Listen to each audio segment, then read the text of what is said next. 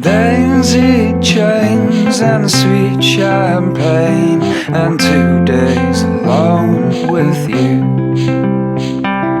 Not too far from the city by car, or maybe we can make a more romantic trip by train to the country. It's where I want to be with you for the week. Hey, baby. Hi. Hi, baby. She's checking the comments on that stupid thing right there. I know, buddy. You want to go in? Not yet, dummy. It's too early. It's a beautiful... Look at this. Leaves turning. You gotta have a bath. Beautiful sky. We need to give you a bath. Look at it. He's rolled in dusty dirt. Anyway, T's You are good. checking y'all's comments on the video I posted this morning. What's wrong with your eye? And I thought I would show you the progress that I've made in the last couple of hours out here. Lots of things that I'm working on. And you're dirty. You'll get a wipe. Yeah, you're going to have to. All right, so instead of pounding clay today, I'm actually laying some block because I'm finally feeling good about what I'm doing here. And so anyway, let's talk about what I've gotten done so that I can. Sorry, I gotta get my buddy some scritches. Oh yeah, that's my snuggle buddy. All right, so let's focus. All right, paying attention to what we're doing here. Focus, focus, focus. I have gotten the first course of all 3 bricks around on the bread oven. And I'm really feeling a hell of a lot better on it. And I'm setting up to run the next course of brick. So I did the first one. So because this brick and these bricks and this brick are all down here, I went ahead and just did a regular mortar mix on this course all the way around. Okay? And because I feel like it's far enough away from the heat. I didn't quite get that. Well, it's good enough. It'll work. Me, I'm picky. I'm very picky on my own stuff. So, T has been really cleaning these up. We've been sitting and soaking the bricks so that when I make my mix, it doesn't suck it dry too quick and I can have time to work on it. And I'm liking it, so I went and did my next stack. But I did the first course, and I'm going to do the next one here in just a second. And so the idea, these are all dry stack, which means down the road, many, many, many years from now, where the fire is going to be laying on here, if this ever wants to get replaced, I can literally just slide it out and slide new ones in, which is a good thing. We've gotten the refractory mixed up in that bucket. I don't know if it's going to be enough. I hope it is. Cross your fingers. But the next layer, so like I was saying, I did these 2 brick right here in soldier stack on a bed of standard mortar mix. Because down here, I think we're plenty far enough away from the heat. I think we've got enough spacing here away from the heat. And these bricks should be fine as well. Now, I'm doing this nice and tight, like I showed you, on top of each other.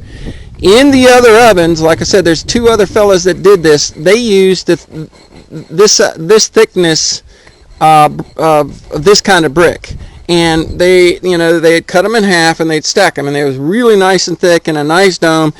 And if I could have, I would have done that, but I couldn't source that material close to me. This is what I had. Now, they also did a different insulation. They ordered offline. They ordered some. It was like the ceramic fiberglass. Ceramic batting. Yeah. It looked white, and so you need some kind of insulation between the fire and this brick.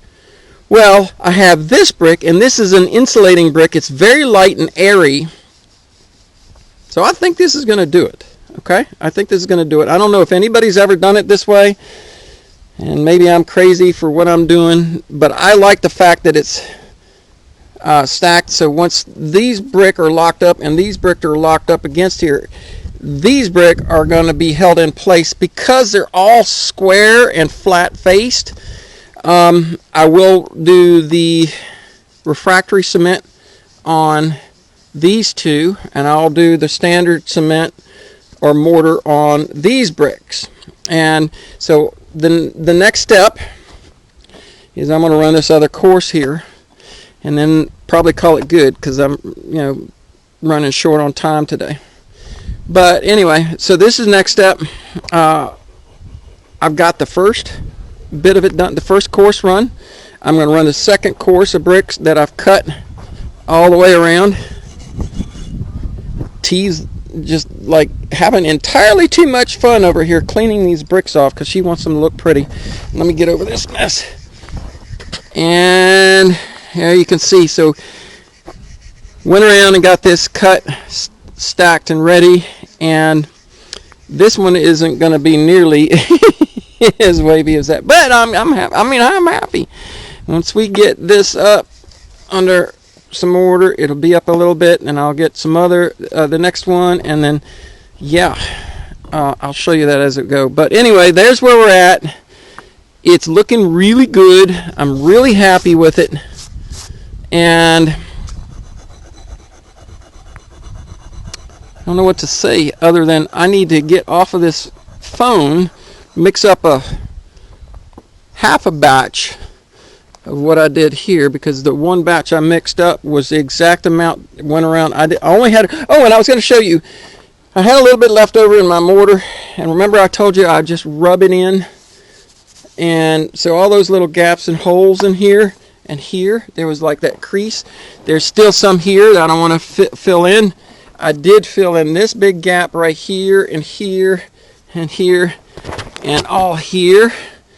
So you can rub that in and clean all that up. And I did a little here, and I'm going to do probably a little bit along there like that. All right, Shadow, it's time to end this and get back to work. All right, catch you on the next part. Nope, not going to catch you on the next part. Okay, so my buddy has a ton of this tile, and I told you I wanted to maybe tile it, so I can get the tile from him. And I'm going to show you here. So there's a little bit of a bump out on this brick and this brick. You see that? Well, that's because I'm going to put this tile on here like that. And I like this. It's kind of gray. Looks like concrete, but it's tile. And then we've got a couple of other colors, kind of a red. Tell me how that ended up in the box. I want to know. How did that end up in the box? How did that end up? Crazy. Anyway, so I've got this, and what I'll do is there's other squares of it. Woohoo! And I'll end up putting some. So that's why this brick is bumped out, because I'm going to go ahead and grout this. Yeah, I know that's going to make it a little tight for that to come out, but trust me, it'll work. And actually what I was thinking about doing is only placing the grout on this and not here, and then overlapping so that actually this is not in contact with the grout. I don't know. We'll play with that when I get to it. But anyway, so in case you notice that this is bumped out right here, that's why. Right there. You see that? You picture the grout and, or excuse me, the thin set mortar behind it and the grout, and oh my God, I told you I'm gonna do this shit right. All right, back to work. That one's gonna be rooster soup. All right, back at you, and we don't have much time left. The shade is about ready to hit the panels. We got to feed the animals, and chicken on the post. All right, well, I mixed up a batch and I started in on it, and I didn't mix up enough. I kind of got short, so I got all the way around here, and then I ran out of my mortar mix, but I'm okay. It's a good stopping point. You know, I can stop right there. So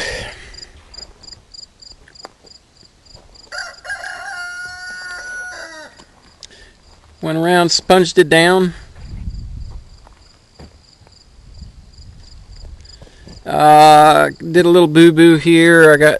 I had these laid out to gap them with a lot of mortar, and just the way I did it didn't work out so much, so I end up this big gap of mortar here.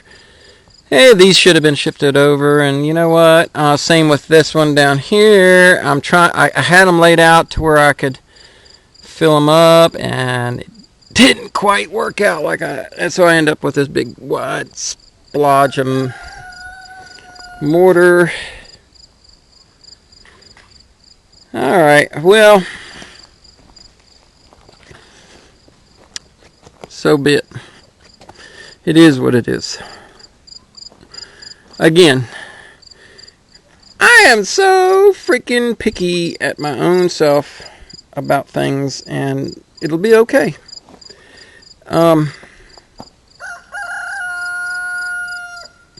Once I get it done, I don't know if I showed you this. That, can't see it, is the flue for the smoker section of it. And then I'll put full bricks on top of here when I come back across with it. So now that I'm up here, the refractory cement will go on top of these two bricks right here. I'll do regular cement out here, and yeah, the refractory goes in here. Once I get, alright, so what I got to do now is run it up one more course. So I'll do one more course up of this, and these are all soldier courses, so it allowed me to have that brick tied down to the bottom. And even though those didn't really bond, that did. I had some issues with these insulating brick because they're so porous and because they're so dry. They would absorb the moisture out of the mortar so fast it would make it really hard to work with. So I was spraying that down with the hose to try and keep everything really wet, and it helped somewhat. But my concern that I had when I started was, okay, I'm gonna have a hard time getting the mortar to bond with the brick. And in some cases it did, in some cases, like down here, I didn't. I wet these brick down so that they wouldn't over absorb the mortar. In some cases, but that's why I wanted the soldier brick all the way around the whole outside in the first place, is because this stuff is solid and set. If I can take these brick and jam it against it, those brick, that'll hold these. And then I'll do a refractory on top of it, and that should help lock it because there won't be as much motion for it to screw around with. My thinking, the whole point is with 3 bricks thick. Say that 10 times fast, honey. 3 bricks thick. 3 bricks thick. 3 bricks thick. 3 bricks thick. 3 bricks thick. 3 bricks thick. Yeah, okay, get that tongue wrapped around it. With it like that, there is a structural component here that I'm gonna have that the other builders don't have, that they're having because they're doing the dome and they're using that little internal prop that they create. Y'all got to check it out if you haven't seen it. To create something that won't fall in, and that's the whole point, is to keep this thing from collapsing because of the heat, and the heat was going to break and crack and wear and whatnot. So the whole concept is to have heat sink, which I got 1.25 inches of it here. It won't be as much as those big wide bricks. It won't be, but it'll be something. And I'll have to learn how to run this oven based on the fires that I do and how long it holds the heat. And there's going to be a learning process. And I have my insulation brick. So this insulation brick, and so none of this is going to have, it's all tight to blocks each other. And so none of this is going to be, how should I say, in thermal stress against here, because it has a flat surface for everything. So when I do the next one, it's going to be a running brick across here like so, and it will cross over, and there will be a bond of that refractory cement through it in order to help hold it together. And oh shucks, there's a way that was said to me by somebody who watched what I did structurally before, that they kind of put it into some words that let me find those words. Essentially, it's kind of like a running bond. I don't have a running bond on this, and I didn't do it that way, but I'm going to come in here with my little grinder, and I'm going to smooth off these edges so that issue is going to be taken care of. But a running bond gives you structural strength, and that's why you do this overlapping bond here in these brick to give you that structural strength. Well, it's going to be the same thing here, because these are all flat and square and resting. And yes, the mortar here will be, the refractory mortar will be in here to kind of take up the gaps in the bonds. Essentially, the whole thing will be set up so that the whole geometric shape in itself, even if everything were to crack, shouldn't come apart, because it all rests on itself. And that's the reason you do the dome, is because everything compresses down on itself. Well, it'll do the same thing here. Even though I don't have mortar in between these bricks here, the fact that these are bonded to the next course and the next course, and it's just gravity holding it down. There's never any real stress pushing it the other way. And well, it's a whole lot of structural education that you could get into. But anyway, I know a long portion of this is today's video, and this is how far I've gotten. And lots of steps, lots of measurements, lots of thinking about making sure this gap is here so that I can put some tile here, make, all the thoughts that I've gone through. And you got to think about that. And my baby sits over there and scrubs the hell out of the brick to make sure that they look good. And she worked her butt off today to make sure all these bricks look good. Is that why I don't have it? You ain't got no butt. No, neither of us have a butt. We done worked our butts off. It'll look good when it's done. It'll look good when it's done. What I'm feeling a whole lot better about now that we've got some things figured out is, even though it's not the same style or recipe that we see in these other videos, I feel good based on all my underlying knowledge that this one, once we get it done, is going to last. Yeah, it's going to last and work. It's going to last, and it's going to work, and it's going to do its job. It's going to have the elements that are necessary for the thing to work. Yeah. Say good morning, honey. Morning. Morning, honey. She's back to pounding what's left of our clay chunks in order to have more mix of the refractory kind. Getting ready to pull that bucket out here. Alright, so it's the next morning. It's, Friday the 28th. I might get these days figured out. And well, I am prepped and ready. It's taken me about an hour to get set up. I've gone through, laid out all my brick. I've cut all the pieces that I need for this this next course. This is a course I'm going to put the refractory between, leaving it dry stack in between so that I can help keep things true.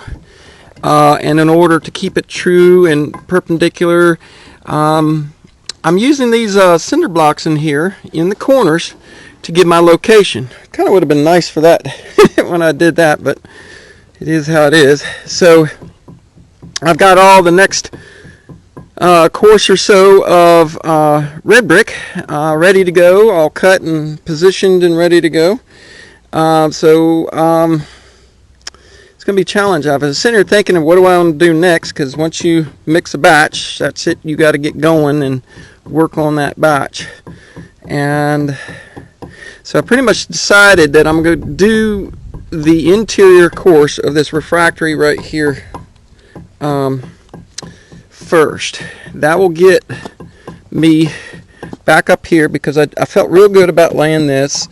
I put a bed in, this whole bed all the way across for all 3 courses of block, and I put a bed in, and I stuffed the 2 brick in together, took my little mallet, tapped them down into place real nice, and then immediately came in with the red brick and tapped it into place and got it mortared. And it takes a little while to develop these skill sets. I'll tell you what, for people who have long-term skill sets like this, kudos to you. It takes a lot to develop those, and quite frankly, we need to all become, as I stated on Billy's little podcast, we all need to be Anns of all trade. I love her channel. She's got some fun stuff she does over there. But we do the same, She just doesn't broach topics. I don't even know if she knows about the topics we used to talk about here. But anyway, point is this. Having the ability to do all these things. Y'all can do this. Every one of you can do this if you wanted to and want to put a little time and effort into it. But here we are, and I've got a little technique going on here, using these cinder blocks to hold me in place. I've got everything cut, and my goal today is to get this done. Get this course run with the refractory in here, then get this course done with another regular batch of mortar on the outside. And I think if I can get that done, it's only not even 10 o'clock in the morning. If I can get that done, which I think I can, I'll find my next stopping point, because after that, then I have to build the frame for this dome. And I've been thinking about techniques on it, especially since I've only got 1.25 inch material, as opposed to doing like these other fellows did, was imagine a fire brick that's this size, this kind of material, but this size, the thicker stuff. If I could have found that would have been awesome. But these guys were cutting these in half, cutting or breaking them in half, and then they'd stack them on the sides, so their wall thickness was pretty thick. They didn't have these or use these. They used a ceramic fabric for insulation on the outside. So I kind of like this because it has a structural component on it, as I stated before. But getting these, let's see if I can, you can imagine I get a frame up in here, getting these to hold with a thin mortar gap. I think I'm going to do some modification on these edges. I might actually cut them, and if I do, I'll draw a little diagram to explain why and how. But there you go. So let's see where I end up. Doing this, and I don't know, get it done before lunch or get it done by the end of the day. We'll see. All right, be back in. It is lunchtime, and I figured I'd show you where we got. Oh, hey, Mittens. And so this the refractory cement with the clay in it, oh my god, it's so much stickier, and I like it a lot better than the regular mortar mix because its plasticity is better. I can go on, but you learn as you go, and it looks kind of sloppy, but I've got this layer in. I'm glad I put the cinder blocks in here because it helped for me to keep everything straight up and down and against it and in the corners. And I did have to, what are you doing, Missy? I did have to pull them apart, otherwise they would have bonded to this, because when I was tapping these down, the clay was coming out. Ooh, you can see coming out right there. That's my worst one. Everything else looks good. This one kind of came out a little bit, but the clay was getting packed out against the edge of the side of the cinder block. So I took that all out, I cleaned it, I wiped it down real good, and it's bonding fairly decently. These brick don't like to bond. It is always blanket party for her. Every time there's a tarp out here, blanket party, and she crawls under it. So now I have left after lunch. I'm going to lay as much of this red brick as I can and go all the way around and get get the courses completed up to here. And that's probably going to be all I'm going to do for the day. That's a lot for what I've done. And so by the time I'm done, this course is up, and then the next course is up on top of here too. I'll have that all ready to go and done. I'll show you that when we get done with it this evening. And there you go. And then of course I'll probably pull all that out, because the next step is to build the supporting arch so I can do the arch on top. And that's going to be a bit, but I can't do that until I'm set here, and I want everything done up to that point, and then we'll cover the thing, and then that'll be one big project here. And then once that's done, I'll build some stuff here for the opening, and then we've got to do the flue. So there's a little bit more to do, but we're getting there, and it's crazy. Alright, well, I'm going to go in and eat lunch, and you can see that it's coming along, and enough said. Alright, it is late in the afternoon. I have finished up this portion of the project, and gotten everything neatly tucked away. We're getting ready to put the tarp over it, because we've got rain coming in, and always looking at it. So anyway, there you go.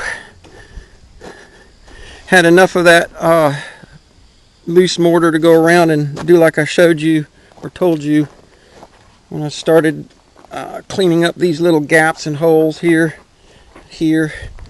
and up under there, so it almost looks, like one, instead of having, seams, and I got along the back there. Looks pretty good. I mean, it's still going to get tile over top of it, but as far as the oven's concerned, the first major stage is done. Now comes the difficult ones. Not that this wasn't difficult either, but you can see the inside now that we've got everything out of there. That refractory clay, or refractory mix, and for those of you who are interested, it's 1 part clay, 1 part sand, 1 part perlite, not vermiculite, because we read a lot of things different between vermiculite and perlite, and you want to go with perlite instead of vermiculite. 1 3/4, because it was 1 1/2, 2 2 and 2 is what they said. So 1 portion, 1 portion, 1 portion sand, the clay powder that T was grinding up on and you did all that pounding. That's all you did today, was pound dirt. Yep. Pound dirt. I pounded rock today. Oh, dirt, or clay, not rock. Rock would have been harder. So anyway, 1 part, 1 part, 1 part, and I did my time. 3. You did your time. 3/4, and I think we're going to do really, really good. This stuff is really fragile. Trying to tap it into place. I had chip outs, some crumbling over there on that one, but it'll still do the job insulating. Now the next phase is to build, just like I did down here, to build that framing here to hold the concrete up. I've got to do that here to build the arch. And the next big portion of the project is to build this and do the arch and the back wall and something here on the front wall. I'm not exactly sure how I'm going to do this yet. I'm a little challenged. I got a little challenge going on that. On the door and the flue, yeah. Yeah, and I'm not sure how I'm going to do that. Really not. I've had a lot of different ideas and how to stack the brick, but I'm gonna have to play around. But anyway, that's the next big one. Cutting these brick with the tile saw blade that we had out of our tile saw was pretty easy. This stuff cuts like butter. These brick,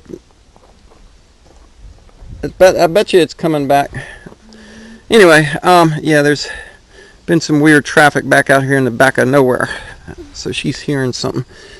So anyway, not the perfect brick laying, but I like it a lot better. We've really cleaned up some brick. You can see, check the lighting on it. You can see I washed them. These weren't as washed as well as these are, so they're going to look a little bit better. And of course, like I said, we're going to do the tile around the outside of all the concrete deck. All of this will get tiled. It's not a lot, but I think it'll make a huge difference to the longevity, durability, and whatnot. And of course, we are going to put in some cedar posts here, and here, and do a metal roof over this. But that's on down the line. So the refractory clay, adding that clay was a whole lot different to work with than regular brick mortar. And the brick mortar was 3 sand, 1 Portland, and half of limestone, of the lime. Half, well actually I think it's supposed to be 3/4. Half lime, 3/4. I think I did 1 because I wanted a little stronger mix, but 3/4, and then 3 parts sand. And that was it's challenging to work with. We even soaked the brick to try and allow it to give it some more working time, and that kinda worked sort of. Made it sloppy, but there you go. Yeah, I'm glad I'm making the decisions I am. I'm really liking what I've got. I like the soldier course all the way around the outside, locked into the bottom. That gives me a solid, strong brick that was straight and vertical. Bracing everything with the cinder blocks really helped. And there you go. I got a few tweaks and techniques I'm going to apply to putting these together. I'm not going to bond the side-to-side bond with it. I think because of the dimensions, I may change my mind on that, but I think I want to try to when I do this is do like I am with a run, and only doing the mortar, the refractory mortar in between the runs and not in between the bricks. Maybe that's not a good idea. I think I'm going to be just fine. I think I'm going to be just fine. And then, of course, then I'll do this brick over top of it, and then we'll cover with the red brick over top of it all the way. So there's a lot to consider, a lot to think about, a lot to do. So it'll probably be a bit before I get the next video up, because I'm going to have to construct all of this, and we still got tons of homesteading stuff. Yeah. Lots of stuff to do. Yep. So say bye for this time. Bye.